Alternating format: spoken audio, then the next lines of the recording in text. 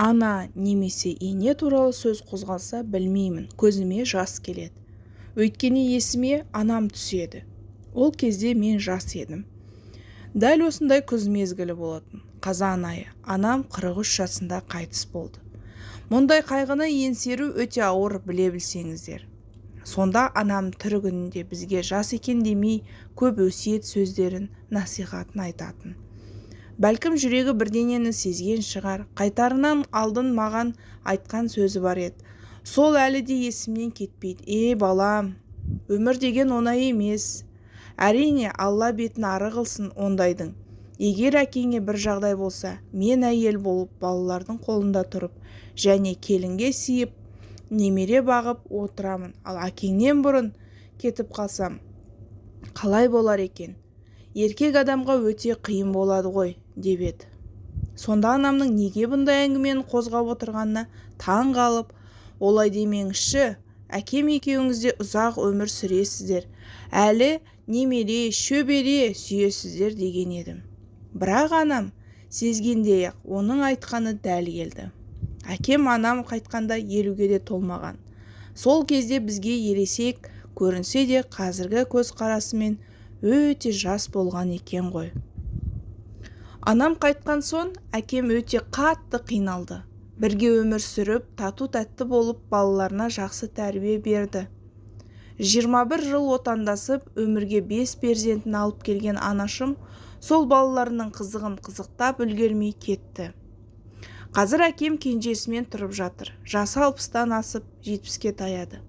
Аллаға шүкір. Қазақтың айтулы ақыны Иран ғайып баласы Мұнарбектің құлпытасына кемілген сен, өлген мен деп жазған екен. Ащы ақиқат. Өлген көміледі, артындағы тірінің өкініші өмірлік өксікке айналады. Өмір өлшеулі, өкініш өлшеусіз. Қазаның жеңілі бар ма? Әсіресе гүлдемей солған келте ғұмырдың қазасы кімнің де болсын қабырғасын қайыстырып жібермей ме?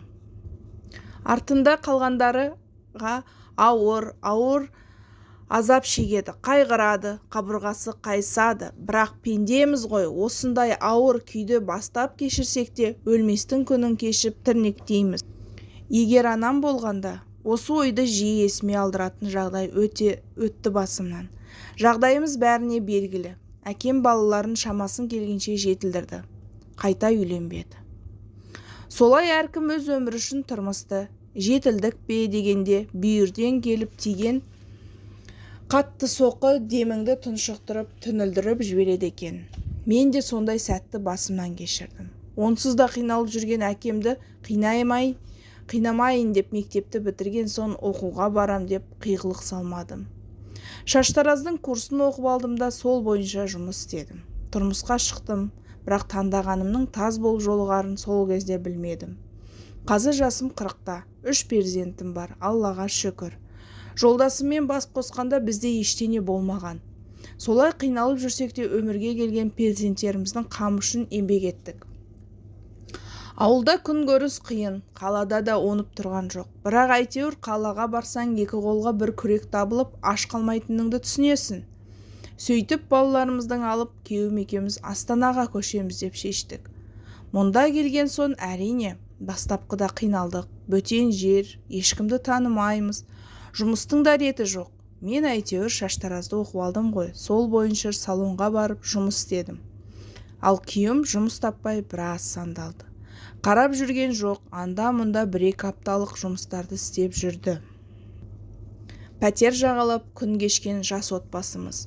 Бастапқыда тұрақты жұмысымыз болмады. Бірақ әйтеуір балаларымыздың несібесі болар аш қалмадық. Жолдасымның бұрыннан құрылыс саласына икемі бар еді. Ауылда мұндай жұмыстарды істеп үйренген ғой. Кейін қол астында өзі сияқты құрылысшыларды жинап, үйге жөндеу жұмыстарын жасаумен айналыса бастады.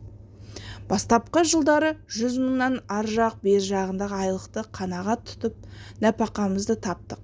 Кейін айына 500 мыңға дейін табыс таба бастадық. Қолымызда дипломымыз болмағандықтан осылай анда-мұнда жұмыс істеп күн көрдік. Мен бірінші жылдары балаларым кішкентай болғандықтан үйде отырдым. Кейін дүкенде сатушы, асханада аспаз болып жұмыс істедім. Бірақ шаш қию сәндеуді өзім оқығаныммен сән деген жыл сайын жаңарып отыратындықтан арнайы курстарға барып жаңаша білім алып үйреніп жеке меншік салонымды ашуға қолға алдым. Қазіргі табысым Құдайға шүкір жақсы, 3 баламды асырап пәтер жалдауға жетеді.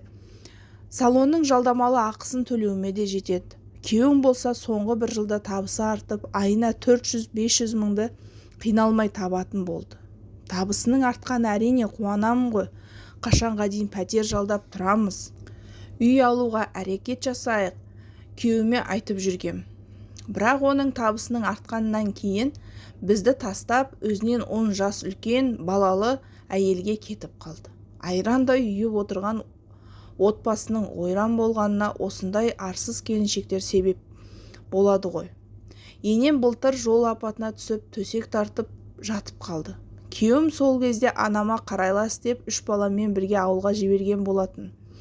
Өзіміз пәтер жалдап тұрсақ та ата-енеме үнемі көмектесіп тұратынбыз. Әрине ана болған соң сөкпеймін, бірақ жолдасымның тапқан табысының көп бөлігі енеме кететін.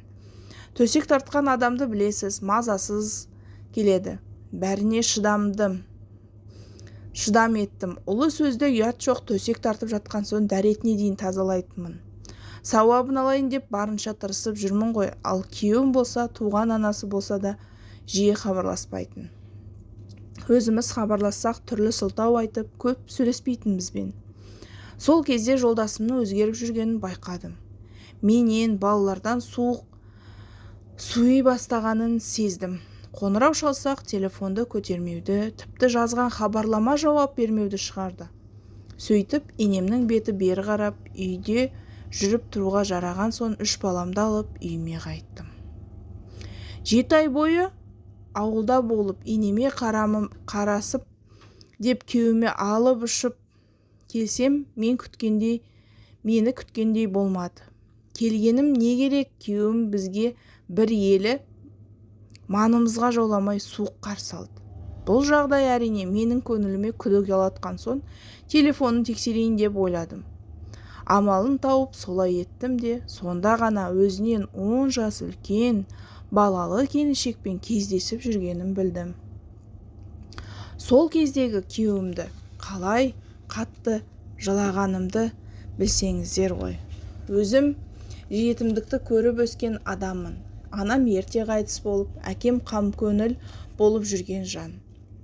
Сол кезде кеудемді ащы өкініш, өксік керней берді. Анасын бағып, 3 бала тауып берген маған осылай опасыздық жасап кетті. Әйел адам күйеуін кешіргенімен көңілде сенім болмағандықтан бәрібір бұрынғы қарым-қатынас болмайды екен. Сондықтан ажырасуға шешім қабылдадым. Көзге бір рет шөп салғаннан кейін үнемі сезіктеніп тұрады екенсің. Күйеуім жарты жыл 2 әйелдің ортасында жүріп, ақыры бізбен қалатын болды. Алайда мен оған келген сенімім қалмады.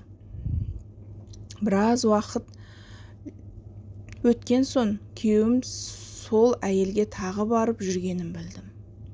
Сөйтіп қайта отбасы бола алмайтынымызды түсіндім. Қазір ажырасып кеттік. Одан алимент те ештеңе сұрамаймын.